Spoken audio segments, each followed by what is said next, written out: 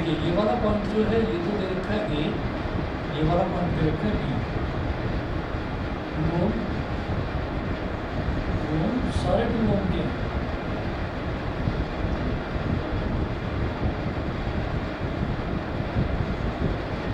A B इधर है सी, D E और ये वाला पॉइंट है एफ। ये इस तरीके से दे रखा है। अब देखिएगा, calculate the equivalent resistance of the network between the points A and B. तो मेरे को ए और बी के बीच का इक्विवेलेंट रेजिस्टेंस निकालना है। आपको कभी भी ऐसा अगर आपको ट्राइंगल की शेप का कोई भी नेटवर्क दिखाई दे जाए और उसमें इस तरीके से रेजिस्टेंसेस लगे हुए हों तो समझ जाना कि ये भी आपका व्हीटस्टोन ब्रिज ही है। अच्छा, अब कैसे है, आप ये देखिए, ये जो ए है और एफ है ये तो एक ही बात है ना भाई। ए जो पॉइंट है और एफ इसके बीच में कुछ नहीं है, कोई रेजिस्टेंस नहीं है। ऐसे बी और ई ये भी एक ही बात है। तो हम क्या करेंगे, हम यहाँ पर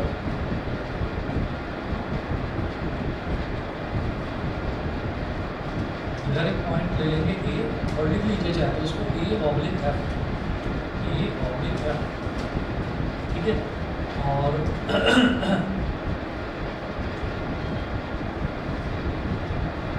उधर लिख लीजिए बी ऑब्लिक ई। अच्छा, अब जरा देखेंगे कि एफ और डी के बीच में, तो डी इधर बनाना होगा, एफ और डी के बीच में 2 ओम है।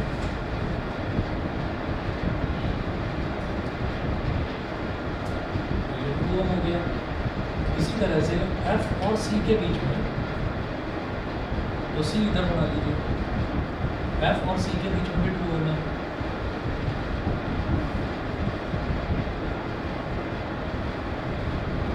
अब E की बात करेंगे तो E और C के बीच में 2 ओम, तो E और C के बीच में 2 ओम, 2 ओम हो गया। इसी तरह से E और D के बीच में, तो E और D के बीच में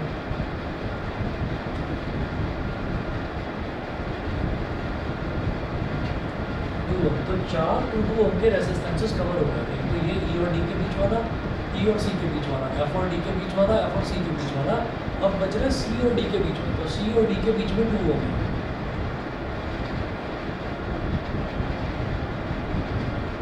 हमने ये देखा था कि ये P होता है, ये Q होता है। तो P अपॉन Q क्या बन रहा है, 2/2 यानी कि 1, और ये होता है R अपॉन S। तो R अपॉन S कितना बन रहा है, ये भी 2/2 यानी कि ये भी 1 बन रहा है।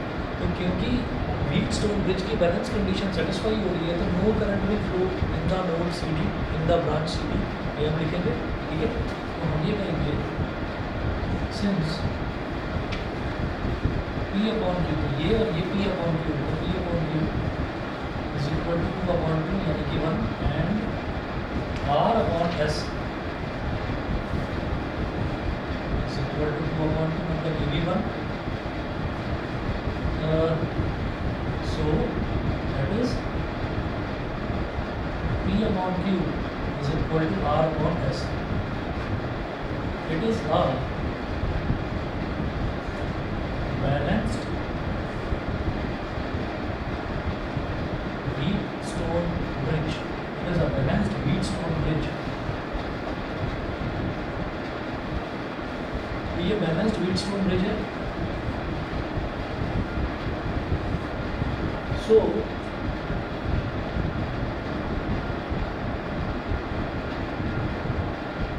no current will flow in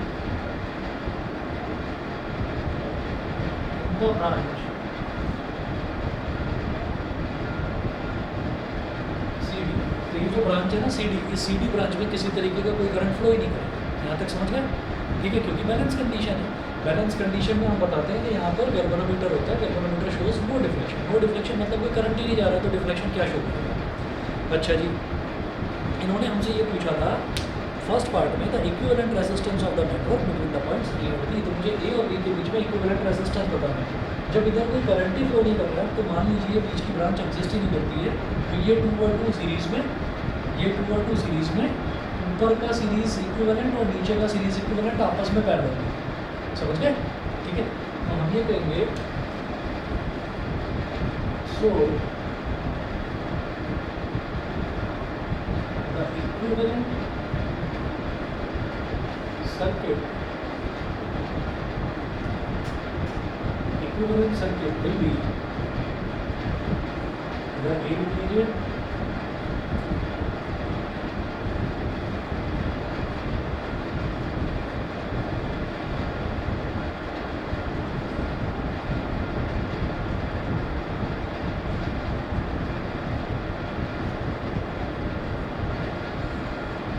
ये जो पूरा है इसको बोल दीजिए R1,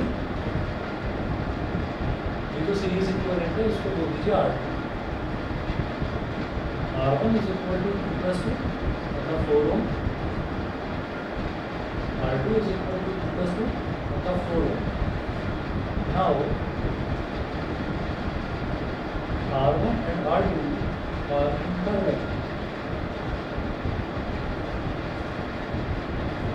are in parallel, so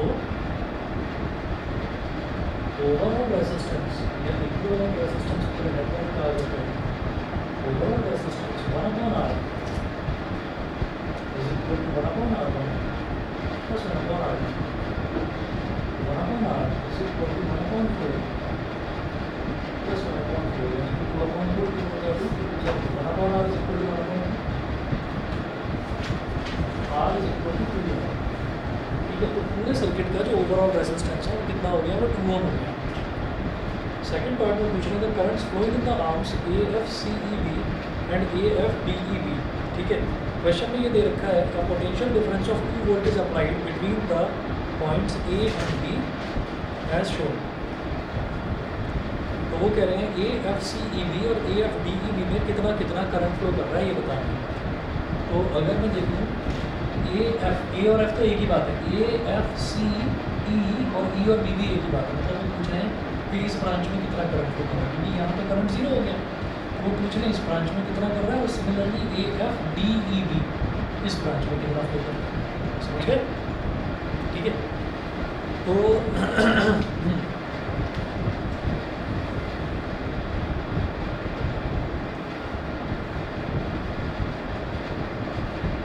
second part में लिखें एज पर क्वेश्चन।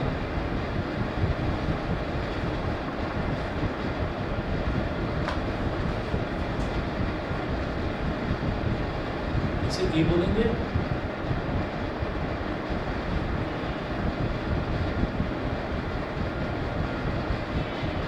ये बी। ये जो ए है, ए को ही A/F बोल देंगे और इसको B/E बोल देंगे।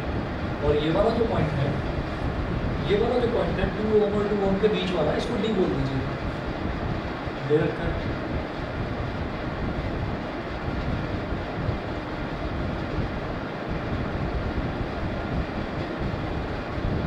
ये भी 2 ओम, 2 ओम, इसको सी। अब वो बोल रहे हैं कि ए और बी के बीच में एक 2 वोल्ट का पोटेंशियल डिफरेंस अप्लाई है।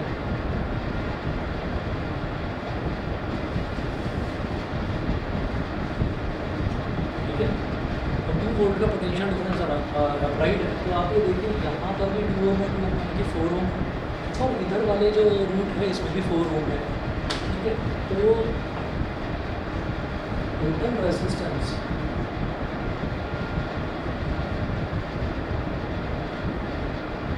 Is equal to 2 ohm. Total voltage यानी कि पोटेंशियल डिफरेंस हो जाएगा 2 वोल्ट बाई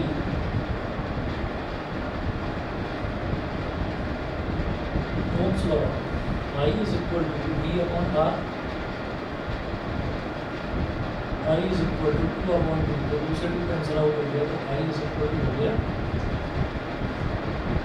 1 एम्पियर। तो ये यहाँ से I जो है ये कितना हो गया 1 एम्पियर। ठीक है जी, करंट जो है वो 1 एम्पियर हो गया। अब ऊपर वाली ब्रांच और नीचे वाली ब्रांच बिल्कुल सिमिलर दिखाई दे रही है, पैरेलल में है। तो पैरेलल में हम जानते हैं कि voltage remain same but current divides. ठीक है, तो करंट जब ये वाली ब्रांच और ये वाली ब्रांच बिल्कुल सिमिलर है तो आधा आधा डिवाइड हो गया ना भाई। 0.5 एम्पियर यहाँ चला जाएगा और 0.5 एम्पियर यहाँ चला जाएगा। बस इसको चाहो तो आप करके दिखा सकते हैं। आप ये कह सकते हैं कि भाई इसमें भी पूरे में वोल्टेज 2 वोल्ट है, ठीक है, तो इसमें भी वोल्टेज 2 वोल्ट है, तो यहाँ पर जो वोल्टेज है इधर भी 2 वोल्ट जाएगी, ठीक है। तो जो हम ये कहेंगे कि पैरेलल में हमारी वोल्टेज सेम रहती है, तो पैरेलल में वोल्टेज सेम रहती है, तो 2 + 2 रेजिस्टेंस कितना हो गया, 4 ओम रेजिस्टेंस हो गया। अच्छा, सीरीज़ में अलग अलग क्यों नहीं दिखा रहे हैं, सीरीज़ में अलग अलग इसलिए नहीं दिखा रहे हैं क्योंकि सीरीज़ में वोल्टेज डिवाइड हो जाती है, करंट ही तो सेम रहता है। तो हमने कहा ओवरऑल रेजिस्टेंस पूरा ऊपर वाले का 4 ओम हो गया, इसका 2 वोल्ट है, तो करंट कितना निकलेगा 2/4 यानी कि 1/2, ठीक है। तो 0.5 आप लिख दीजिए, और कहो तो मैं करके दिखा देता हूँ उसको। आप ये कहेंगे current in the branch AFDEB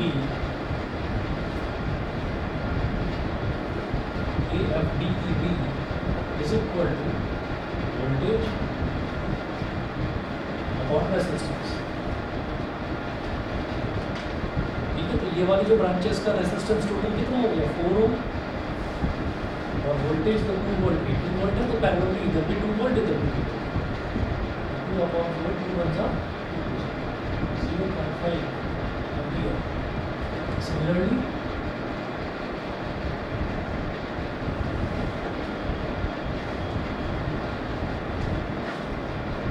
current in the branch AFCEB is equal to EB2/4 0.5 ampere. बोलिए भाई, आकाश, आदित्य, सिमर, अथर, क्लियर है सभी को? ठीक है जी। अब इसके बाद अगला देखते हैं जरा। अगला वाला जो है,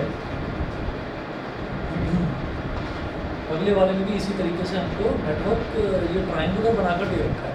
अब देखेंगे, find the value of the unknown resistance X in the following circuit if no current flows through the section AO, if no current flows through the section AO। तो इसका मतलब उन्होंने पहले से ही बता दिया कि A और O के बीच में किसी भी तरीके का कोई करंट फ्लो नहीं करेगा। तो करंट फ्लो किस में नहीं करता, गैल्वेनोमीटर वाली आर्म में, मतलब इस वाली आर्म में। उन्होंने बोला कि A और O के बीच में कोई करंट फ्लो नहीं करेगा। अच्छा, also calculate the current drawn by the circuit from the battery of EMF 6 volt and negligible internal resistance. Internal resistance negligible दे रखा है, तो खैर पहले जो सर्किट डायग्राम दे रखा है पहले वो बनाएंगे, और फिर देखेंगे कि इसका व्हीटस्टोन ब्रिज वाला डायग्राम किस तरीके से बनेगा, वो देखेंगे।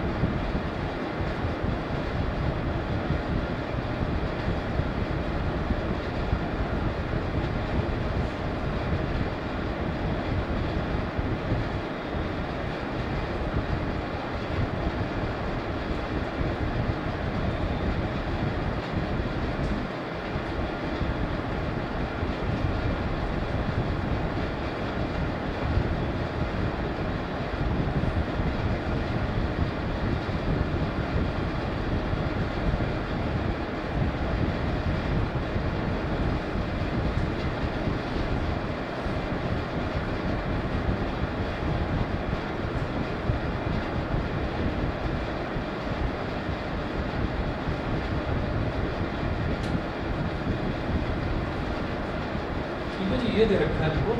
अब एक तो सबसे पहले उन्होंने ये पूछा है कि आप ये बताइए कि ये जो अननोन रेजिस्टेंस है x, इसकी वैल्यू कितनी है। दूसरा इन्होंने ये बता दिया कि ये वाली जो ब्रांच है ना AO, इसमें किसी भी तरीके का कोई करंट फ्लो कर ही नहीं रहा है, ठीक है। तो जब ये पता चल गया कि करंट फ्लो नहीं कर रहा है, तो मैं A ऊपर बनाऊंगा और O नीचे बनाऊंगा, यानी कि गैल्वेनोमीटर वाली आर्म ये दे रखी है। तो हम यहाँ पर लिखेंगे A, इधर लिखेंगे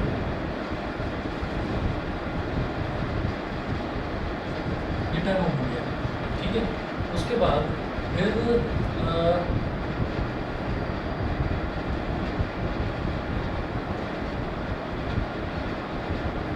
इधर देखते हैं तो A और B के बीच में, A और B के बीच में 2 ओम है,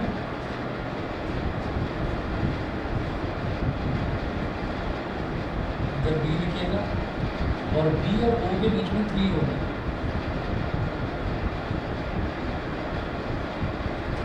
ठीक है। ये वाला हो गया, ये वाला हो गया, ये वाला हो गया। इसी तरह से अब हमारा एक तीसरा जो बचता है नोड, वो बचता है C। तो A और C के बीच में 4 ओम,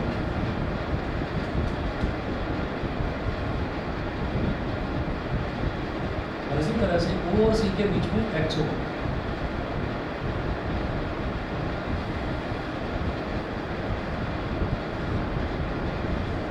ये हो गया, ठीक। और देखिएगा, और B और C के बीच में ये दे रखा है,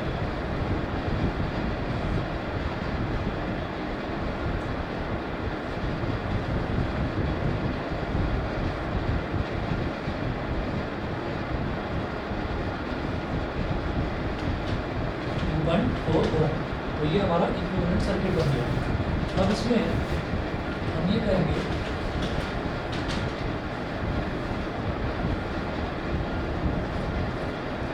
यहाँ पर लिखेंगे since no current flows in the arm, since no current flows in the arm AO, since no current flows in the arm AO, so this arm is behaving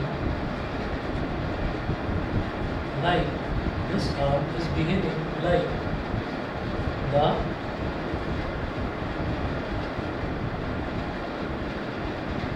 galvanometer arm.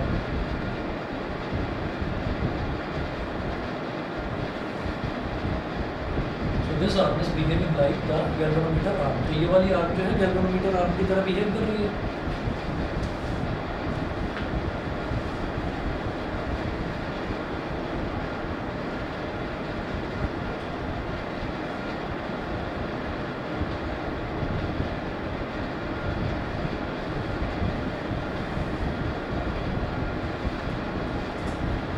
Therefore, this arm is behaving like the galvanometer arm, and the Wheatstone bridge is balanced.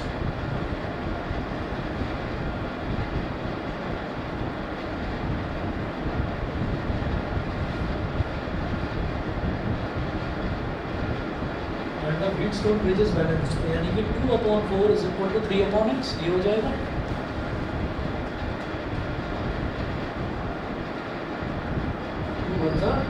तो x into 1 is x, 2 into 3 is 6, तो x is equal to 6 होगा। एक चीज़ तो ये होगी, ठीक है।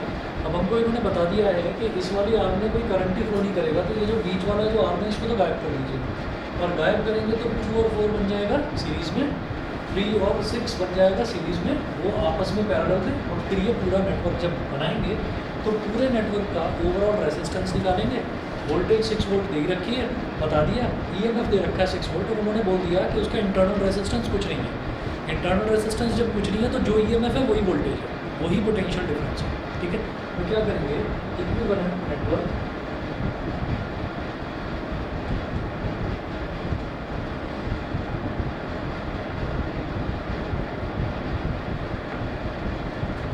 Equivalent network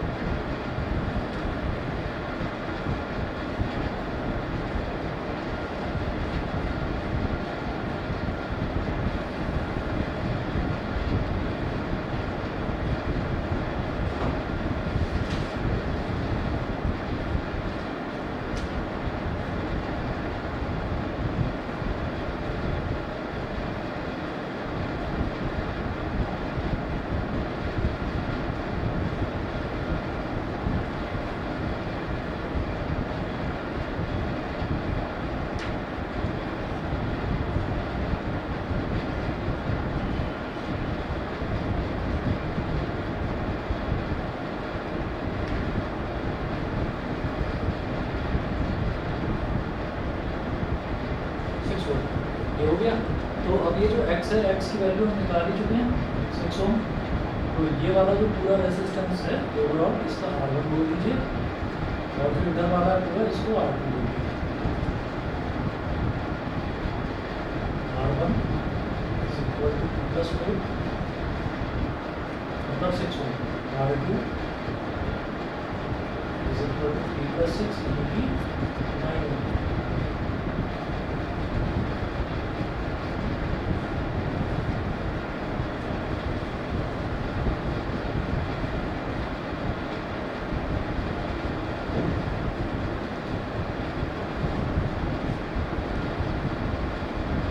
एक सर्किट डायग्राम और बना लीजिए।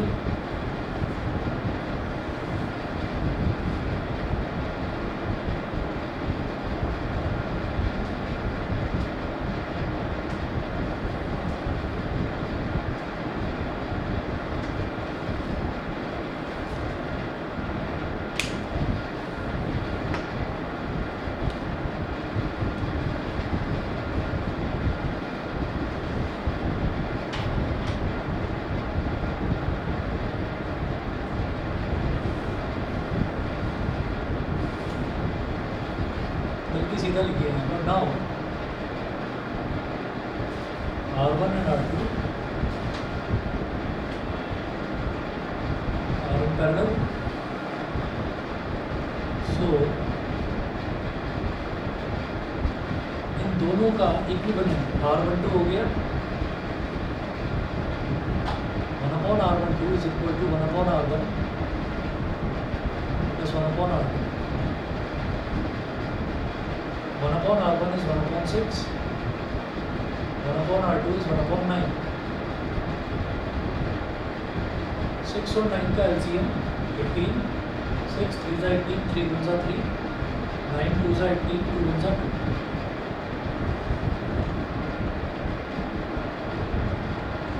5 और 1 18, 5 1 जा 5, 5 3 जा 15 और 18 minus 15 is 3, 3 0 30. 5 6 are 30. R12 is equal to 3.6 ohm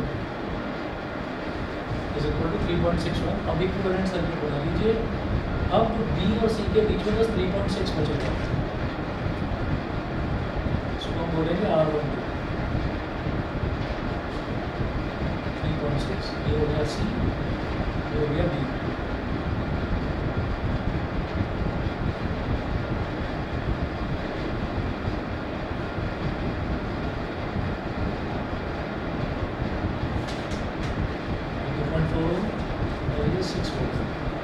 ये हो गया। अब ये वाला और ये वाला, ये दोनों के दोनों आपको दिखाई दे रहा है पॉजिटिव से निकला और पॉजिटिव से निकलकर नेगेटिव तक पहुंच गए हैं। ये दो रेजिस्टेंस आ रहे हैं, पूरा एक सिंगल वायर, इसमें से निकलेगा करंट आई, तो पूरा जो रेजिस्टेंस है ओवरऑल रेजिस्टेंस पूरे नेटवर्क का वो हो जाएगा दोनों का एडिशन, क्योंकि दोनों की दोनों सीरीज में। ठीक है, now overall resistance R is equal to R12 plus 2.4. 3.6 plus 2.4. R is equal to 6 plus 4 is 10. 1 carry 3 plus 2 5 और 1 6. 6.0 यानी कि 6 ओम। तो पूरे का रेजिस्टेंस तो आ गया 6 ओम और पूरे का जो वोल्टेज है वो इन्होंने दे ही रखा है।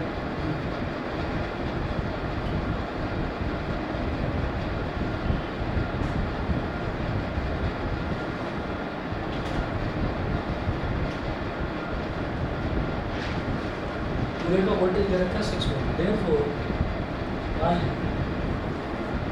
is equal to V upon R plus 6 upon 6, 6 minus 6, तो वेरी 1 बताइए जी, क्लियर है सभी को?